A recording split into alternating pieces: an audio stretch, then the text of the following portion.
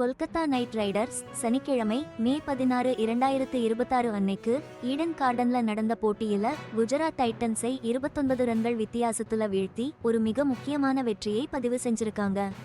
இந்த வெற்றியின் மூலமா 2026 ஐபிஎல் தொடரோட பிளே ஆஃப் சுற்றுக்கு போற அவங்களோட வாய்ப்புக்கு புது உத்வேகம் கிடைச்சிருக்கு.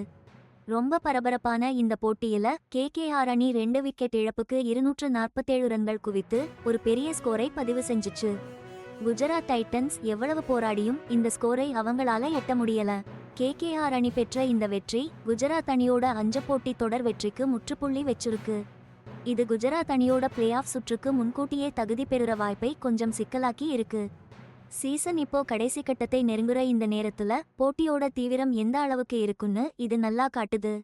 கேகேஆர் அணியோட பேட்டிங்கை ஃபின் ஆலன் தான் அதிரடியா ஆரம்பிச்சு வச்சார். வெறும் 35 பந்துகளில் 93 ரன்கள் அடிச்சு ஒரு படுவேகமான தொடக்கத்தை அவங்க அணிக்கு கொடுத்தார். அவருக்கு உறுதுணையா அங்கிரிஷ் ரகுவன்ஷி 44 பந்துகளில் 82 ரன்கள் எடுத்து கடைசி வரை அவுட் ஆகாம இருந்தார். கேமரூன் கிரீன் 28 பந்துகளில் வேகமா 52 ரன்கள் அடிச்சு அவரும் அவுட் ஆகல. இவங்களோட பார்ட்னர்ஷிப்கள் தான் கேகேஆர் அணியோட ஸ்கோரை உயர்த்துறதுக்கு ரொம்பவே உதவியா இருந்துச்சு. இது குஜராத் டைட்டன்ஸ் அணி ஐபிஎல் வரலாற்றிலேயே கொடுத்த அதிகபட்ச ஸ்கோர்கள்ல ஒன்னா அமைஞ்சது. இந்த தீர்க்கமான வெற்றி கேகேஆர் அணியோட நிலையை வலுப்படுத்தினது மட்டுமல்லாம அவங்க ஈடன் கார்டன் மைதானத்துல விளையாடுற 100வது ஐபிஎல் போட்டியாவும் அமைஞ்சது. இந்த முக்கியமான மைல்கல்லை ஒரு மறக்க முடியாத பெர்ஃபார்மன்ஸோட அவங்க கொண்டாடிருக்காங்க.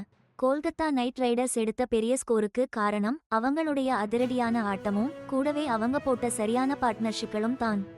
ஃபின் ஆலன் ஆடின ஆட்டம் ஒரு பயங்கரமான அதிரடி ஆட்டம்னே சொல்லலாம். அதுல 10 சிக்ஸ் 4 பவுண்டரிகள்னு அதகலம் பண்ணிட்டார். அங்கிரிஷ் ரகுவன்ஷியோட சேர்ந்து ஒரு முக்கியமான 95 ரன் பார்ட்னர்ஷிப் போட்டார். அதுக்கப்புறம் ரகுவன்ஷி கேமரூன் கிரீனோட சேர்ந்து வேகமா ரன் அடிச்சு 3வது விக்கெட்டுக்கு வெறும் 53 பால்ல 108 ரன்கள் அடிச்சு மிரட்டினாங்க. கிரீன் அடிச்ச முக்கியமான அரை சதம் கொல்கத்தா இன்னிங்ஸ் கடைசி வரைக்கும் அதே வேகத்துல ரன் அடிக்கிறதுக்கு ரொம்பவே உதவியா இருந்துச்சு.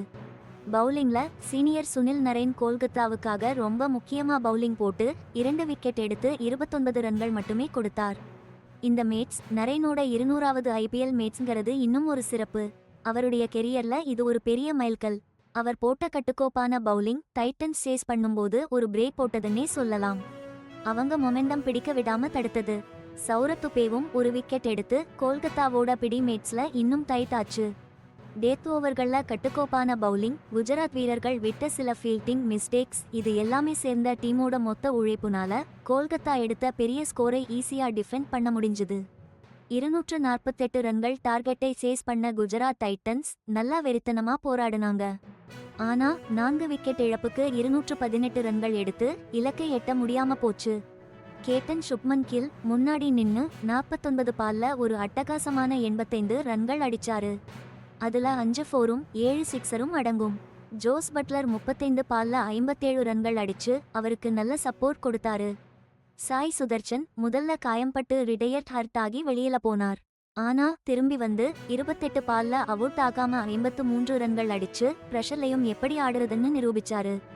ஆனா கில்லும் பட்லரும் அடுத்தடுத்து அவுட் ஆனது அவங்களுக்கு பெரிய பின்னடைவா இருந்துச்சு. அதனால கடைசி ஓவர்ஸ்ல டைட்டன்ஸுக்கு நிறைய ரன்கள் தேவைப்பட்டுச்சு. இந்த தோல்வி ஐபிஎல் 2026 புள்ளி பட்டியல்ல சில முக்கிய மாற்றங்களை கொண்டு வந்துச்சு. குஜராத் டைட்டன்ஸ் 13 மேட்ச்ல 16 பாயிண்ட்ஸோட 2வது இடத்துல இருந்தாலுமே இந்த தோல்வி அவங்களை பிளே ஆஃப்ஸ் போற முதல் டீமா ஆக விடல. கொல்கத்தா நைட் ரைடர்ஸ்க்கு இந்த வெற்றி 12 மேட்ச்ல 11 பாயிண்ட்ஸோட அவங்களை 7வது இடத்துக்கு கொண்டு வந்துச்சு. ரொம்ப போட்டி நிறைந்த இந்த லீக்ல அவங்க பிளே ஆஃப்ஸ் போற கணித வாய்ப்புகளை அப்படியே உயிரோட வச்சிருக்கு. இந்த மேட்ச் ஆரஞ்சு கேப் ரேஸையும் ஒரு கலக்கு கலக்கிச்சு. சாய் சுதர்சன் முதல் இடத்துக்கு வந்திருக்காரு. சுப்மன் கில் 2வது இடத்துக்கு நகர்ந்துட்டாரு.